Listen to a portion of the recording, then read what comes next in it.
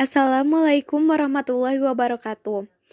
Perkenalkan, nama saya Salsabila Reinata Ramadhani Putri Supriyadi, perwakilan dari kelompok 5, akan menjelaskan materi tentang memahami konsep rukun iman yang 6. Sebelum masuk ke dalam materi, izinkan saya untuk memperkenalkan anggota kelompok ini. Pertama, ada Rizky Al-Fajri, kedua ada Salma Fadila, dan yang terakhir saya sendiri. Tidak perlu menunggu terlalu lama lagi, mari kita saksikan dan pahami materinya. Bismillahirrahmanirrahim. Pertama-tama saya akan menjelaskan pengertian iman. Apa itu iman? Iman berasal dari bahasa Arab dari kata dasar amana yu'minu imanan, artinya beriman atau percaya. Percaya dalam bahasa Indonesia artinya meyakini atau yakin bahwa sesuatu yang dipercaya itu memang benar atau nyata adanya. Satu iman dapat dimaknai iktiraf, membenarkan, mengakui, atau pembenaran yang bersifat khusus. Dua secara ringkasnya yaitu keyakinan dalam hati yang dituturkan dengan lisan dan diamalkan melalui perbuatan. Iman menurut beberapa imam terkemuka. Menurut Imam Malik, Asy-Syafi'i, Ahmad Al-Auza'i, dan Ishaq bin Rahawayh menyatakan bahwa iman adalah pembesaran dengan hati, pengakuan menggunakan lisan, dan mengamalkan melalui anggota badan, bahwa mereka menjadikan amal tersebut sebagai unsur keimanan. Pengertian iman secara istilahi ialah kepercayaan yang meresap ke dalam hati dengan penuh keyakinan, tidak bercampur syak atau ragu, serta memberi pengaruh bagi pandangan hidup, tingkah laku dan perbuatan sehari-hari. Jadi iman itu bukanlah semata-mata ucapan lidah, bukan sekedar perbuatan, dan bukan pula merupakan pengetahuan tentang rukun iman. Selanjutnya di materi ini kita akan membahas pengertian iman kepada Allah, iman kepada malaikat, iman kepada kitab, iman kepada rasul, iman kepada hari akhir, dan iman kepada qada dan qadar. 1. Iman kepada Allah. Yang dimaksud iman kepada Allah adalah membenarkan adanya Allah Subhanahu wa Ta'ala dengan cara meyakini dan mengetahui bahwa Allah Subhanahu wa Ta'ala wajib adanya karena zatnya sendiri. Wajib al-wujud li zati, tunggal dan esa, raja yang maha kuasa, yang hidup dan berdiri sendiri, yang qadim dan azali untuk selamanya. Dia maha mengetahui dan maha kuasa terhadap segala sesuatu, berbuat apa yang ia kehendaki, menentukan apa yang ia inginkan, tiada sesuatu pun yang sama dengannya, dan dia maha mengetahui. Contohnya, 1. Rajin beribadah, 2. Menunaikan segala perintah Allah dan menjauhi segala larangannya, 3. Meninggalkan semua perilaku yang dibenci Allah. Berikut 20 sifat wajib Allah Subhanahu wa Ta'ala yang perlu diketahui. Berikut 20 sifat mustahil Allah Subhanahu wa Ta'ala yang perlu diketahui. 2. Iman kepada malaikat. Iman kepada malaikat adalah kita percaya bahwa malaikat merupakan makhluk pilihan Allah. Mereka tidak berbuat dosa, tidak melawan kepadanya, pekerjaannya semata-mata menjunjung tinggi tugas yang diberikan kepada mereka. Contohnya, berkata dan berbuat jujur dimanapun dan kapanpun, selalu berdoa kebaikan bagi diri sendiri dan orang lain. Perilaku yang ditampilkan mampu menjadi suri tauladan bagi lingkungan. Berikut 10 nama malaikat yang wajib diyakini dan diimani oleh seorang muslim. 3. Iman kepada kitab-kitab. Yang dimaksud dengan iman kepada kitab-kitab Allah adalah membenarkan bahwa kitab-kitab tersebut telah diturunkan oleh Allah.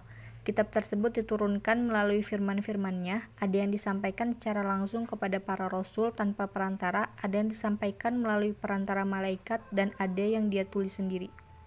Contohnya, meyakini bahwa kitab-kitab suci sebelum Al-Quran datangnya dari Allah, tetapi akhirnya tidak murni lagi sebab dicampur adukan dengan ide-ide manusia di zamannya.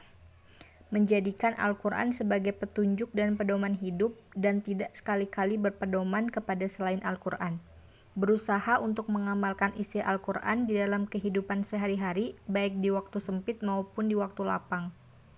Berikut kitab dan rasul yang menerimanya. 1. Kitab Zabur diturunkan kepada Nabi Daud alaihissalam.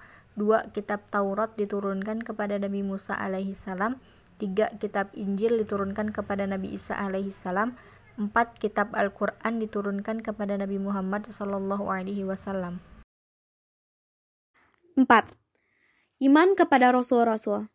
Iman kepada Rasul adalah percaya dan yakin bahwa Allah Subhanahu wa Ta'ala telah mengutus para Rasul untuk memberi petunjuk kepada manusia. Dan Nabi yang wajib kita percayai itu ada 25.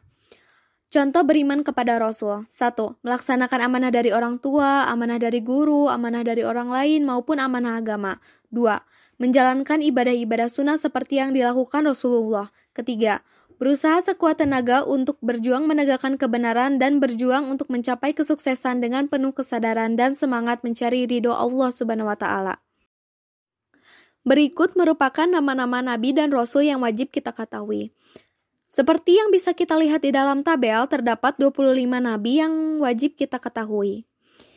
Nah, di sini juga ada 5 Nabi yang diberi gelar Ulul Azmi. Di antaranya, 1. Nabi Nuh alaihi salam, 2. Nabi Ibrahim alaihi salam, 3. Nabi Musa alaihi salam, 4. Nabi Isa alaihi salam, dan yang terakhir Nabi Muhammad sallallahu alaihi wasallam. 5.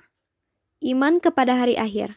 Iman kepada hari akhir atau hari kiamat artinya kita wajib percaya akan adanya hari kiamat. Hari kiamat disebut juga hari kebangkitannya semua makhluk Allah yang sudah mati. Dan semua yang mati akan dihidupkan kembali. Contoh beriman kepada hari akhir. 1. Selalu berbuat baik kepada sesama manusia. 2. Membaca Al-Quran dan maknanya. 3. Berzikir. Dan yang terakhir, sholat 5 waktu. 6. Iman kepada qada dan qadar. Iman kepada qada dan qadar adalah percaya bahwa segala hak, keputusan, perintah, ciptaan Allah Subhanahu wa Ta'ala yang berlaku pada makhluknya, termasuk dari kita manusia, tidaklah terlepas selalu berlandaskan pada kadar, ukuran, aturan, dan kekuasaan Allah Subhanahu wa Ta'ala. Contoh beriman kepada qada dan qadar. 1. Tidak boleh putus asa serta senantiasa berprasangka baik pada Allah Subhanahu wa Ta'ala. 2. Allah tidak akan menyalahi hukumnya. Dia berlaku dengan adil dan sesuai dengan ketetapan yang maha bijaksana. Karena itulah seorang muslim tidak mengeluh dan menyalahkan keadaan yang menimpanya sesulit apapun itu. 3. Jika memperoleh rezeki, seorang muslim patut bersyukur. Sementara itu, jika mengalami musibah, ia harus bersabar.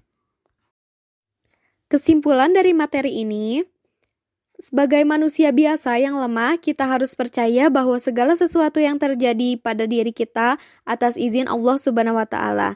Jadi, berserah dirilah kepada Allah Subhanahu wa Ta'ala dengan cara berusaha, berdoa, dan berikhtiar kepada Allah. Karena Allah Subhanahu wa Ta'ala memberi cobaan itu pasti sesuai dengan posisi kita masing-masing. Tidak ada yang kurang atau lebih. Artinya, manusia hanya bisa berusaha dan sesungguhnya Allah Subhanahu wa Ta'ala yang akan menentukan. Jadi, sebagai seorang mukmin, kita wajib percaya kepada rukun-rukun iman yang akan menjadi benteng yang kokoh dalam kehidupan kita di dunia. Dan kita memang harus yakin bahwa Allah Subhanahu wa Ta'ala lah Tuhan kita. Islam sebagai agama, Muhammad sebagai Rasul, Al-Quran sebagai kitabullah dan petunjuk. Serta kita berpegang teguh kepada agama Islam, beriman kepada semua yang telah diciptakan Allah Subhanahu wa Ta'ala. Sekian yang dapat kelompok kami tampilkan. Mohon maaf bila ada kesalahan dalam penulisan atau pengucapan. Akhir kata, wassalamualaikum warahmatullahi wabarakatuh.